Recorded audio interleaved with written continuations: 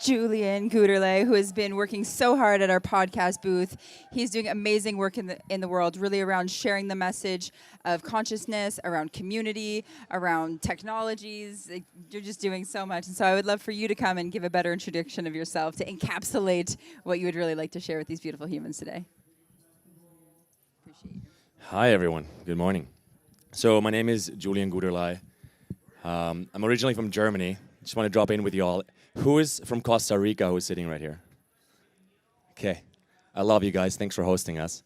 Everybody else, I acknowledge you for leaving your own country and building your own worldview. Because in my eyes, the quest of having a worldview really means view the fucking world. So I want to continue on authenticity and values. I'm personally on a quest since about 2 or 3 years. I host a podcast called Green Planet, Blue Planet. And I interview people on the idea of Earth vision, and if we even have a fucking idea what we want this planet to look and feel like. Because it right now feels like all we have is the global goals, the SDGs, which is a great start. It's the world's to-do list to solve all the symptoms on the surface. But let me back up a bit. So I'm going to tell you how to take aligned action based on vision and based on all these ideas we have of the future. And I'm going to walk you through my own life story of how that actually looked for me. Because taking aligned action makes you look really bad really, really regularly. Because if you take action, if you're authentic with the action, where's Tiago? He just said it. Then you're saying yes to a specific thing while you're also saying no to all the other possibilities. And for the millennial generation, that's fucking scary. Because I don't want to choose. I have Netflix. I can have 1,000 options and browse for 30 minutes and not make a fucking choice. So I'm going to actually back up. When I was 15, I had the great privilege to be supported by my parents to travel to Paraguay in South America from Germany, a very industrialized country, very rigidly hardworking, trains are on time kind of nation. And when I lived in Paraguay for a year as an exchange student, my superhero powers came online. I learned 5 languages within 3 years. I spoke 5 languages at the age of 20. But what I really want to share with you is that it took me another 10 years to understand what stillness means and how to speak the language of silence. When we come from a place of silence or reflection, I guarantee you all of you have had visions of this beautiful planet, how you'd like it to look. Like Buckminster Fuller did. I don't know if anybody knows Buckminster. Show of hands, who knows who Buckminster Fuller is?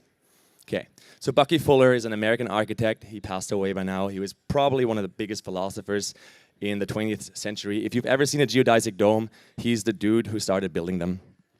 And Buckminster Fuller did this thing where he started literally tuning in before he started to speak. Because he didn't need to ramble into some kind of agenda, but he actually started to talk from a place of listening. And this is how my superhero power came alive, because when I was in Paraguay, as a German kid, you can imagine, I was 15, I was the only tall, blonde, blue-eyed dude over there. And I was definitely really ignorant and somewhat arrogant at the time. I spoke 0 palabras de español, 0. So reality check, the first week I was there, I had this massive breakdown, started crying in my little room. I was like, oh my God, how did I think this is going to work out? And then it hit me. Taking aligned action means you got to commit all the way to meet the universe in its fucking brilliant offering with your action. So what I did that week, I wrote down 100 words from my dictionary and just repeated them until my brain retained them. That didn't make me a great Spanish speaker. Saben, hablé como un chico alemán. Hola, ¿cómo están? See? But what it did give me was the ability to articulate my very, very, very basic needs. And when you're kind of left alone with basically nothing to say, but a whole lot that wants to come through, you're starting to realize, wow, I learn a lot when I fail. Who here learned to walk when they were a baby? I know, fucking everyone. Is there a single human being on the planet that after 350 times of falling down said, you know what, y'all? I'm going to just stay down here for the rest of my life? No, there's not, because the value in failure is huge. It's ginormous. So after kind of getting the skill of Spanish rolling a little more and failing, sounding like the gringoest German you could possibly imagine, I heard myself on video for the first time. And I was like, oh my God, I can't believe anybody has been listening to me. And that just continued throughout like my teens. Learned a bit of Portuguese down there as well. Certainly learned to speak English better than the regular German kid. Had the big privilege to later on go to Italy, downloaded that skill as well. But really, it was the childlike, innocent way of just continuously asking questions and looking really fucking bad every 5 minutes. So I want to encourage all of you to embrace that in your own very unique way. We're all here because we believe in the world that our hearts know is possible. Those are words from Charles Eisenstein, who we all had the big privilege to host here last year at this event. I also had the big privilege to interview him twice. And wow, speaking about people who tune in and slow down their diction to really connect, that's a skill. There's no need to rush into each other and just try to understand if I have all the facts that I can share with you. Because if we're present, if we're vulnerable, and if we're really honest, that's when authenticity starts. You don't need to do everything that's humanly possible. Do the things that are right for you. And what comes online are your own superhero skills.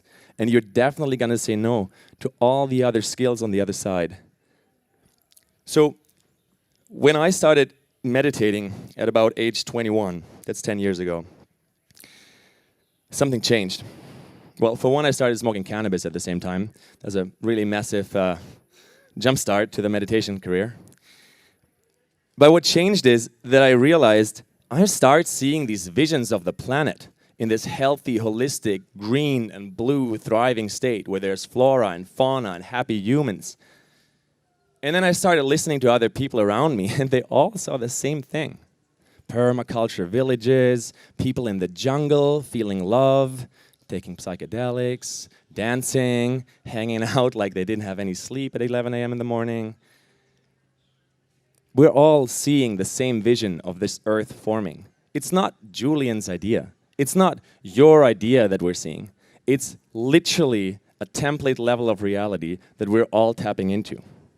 And in order to continuously tap into it,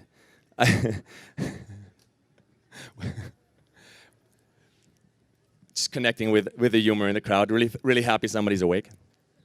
In order to continuously tap into that feeling of receiving rather than making shit up, stillness is really required. And stillness can take so many different ways. One of them is meditation seated, maybe walking, maybe laying down. But it can also mean you go into the ocean and get beat up by Mama Earth for a bit. And let all these thoughts float away. So if you take away anything from what I'm sharing right now, is how do you take aligned action?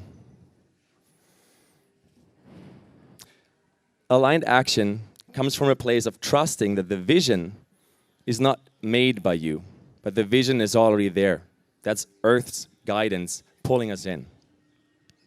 The action is really up to you.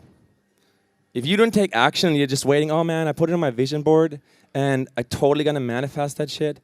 It's probably going to happen every now and then. But to actually create a better world,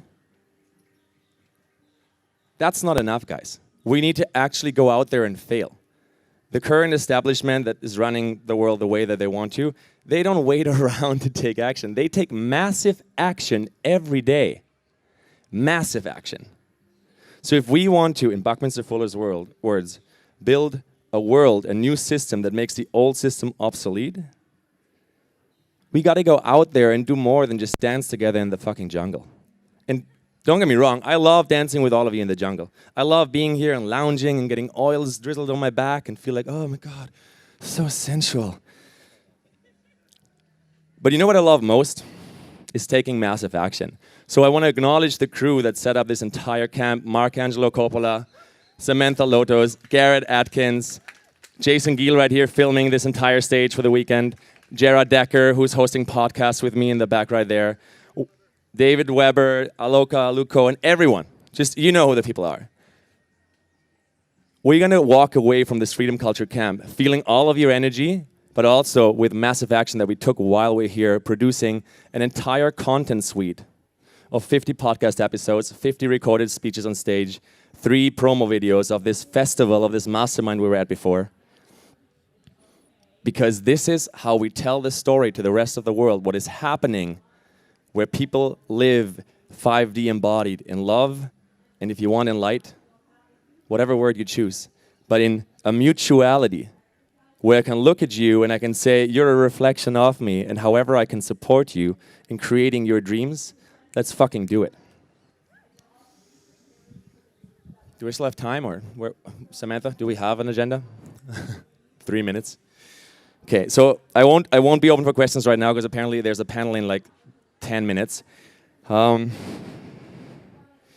else could I share? Well, first of all, check out my podcast. It's called Green Planet, Blue Planet. There's going to be a lot more content coming from all the masterminds that are here at this beautiful camp, as we've just recorded, as I said, 50 new episodes. But I really want you to inquire within your own journey and think about, where are you just sitting fucking around waiting for the universe to give you what you're desiring? If you have an authentic desire, a desire that's connected, a desire that's actually not coming from your like primal weird needs that we all have, but a desire that's coming fully from listening, from tuning in like Bucky did, tuning in like our heroes Charles Eisenstein is doing, that desire only manifests if you go fucking 2 steps in, you fall down, you fail like a baby, and you get up again. So all of you, when you're home from Envision, that's when the actual work starts. Whoever you met here, make sure you actually, at the minimum, introduce them to your 3 most valuable contacts. At the very minimum. For what? Not for 10% of whatever happens. For knowing that this collaborative action is what we've all been waiting for forever. And I'm going to close with the ancestral wisdom that I had, again, the great privilege to hear about 2 months ago in Barcelona at a symposium called Holistic Visions. And the elders that were gathered there from literally 12 different countries from around the world, what they told us was the next 7 years, starting 2019, the next 7-year window is the window for humanity to update the way we work together. It is collaboration. And collaboration doesn't mean, I figured it out, they ain't getting it yet. Collaboration means you meet people where they're at and you take action together, you fail, and you don't spend 5 weeks processing that shit. You look each other in the eye and say, did we both try our best? Is there a way that we can, just move on? And if there isn't, move on another way. But if there is, just get up again and keep doing things. So I think that's it for now. There's going to be a panel in a little bit. Thank you so much for listening.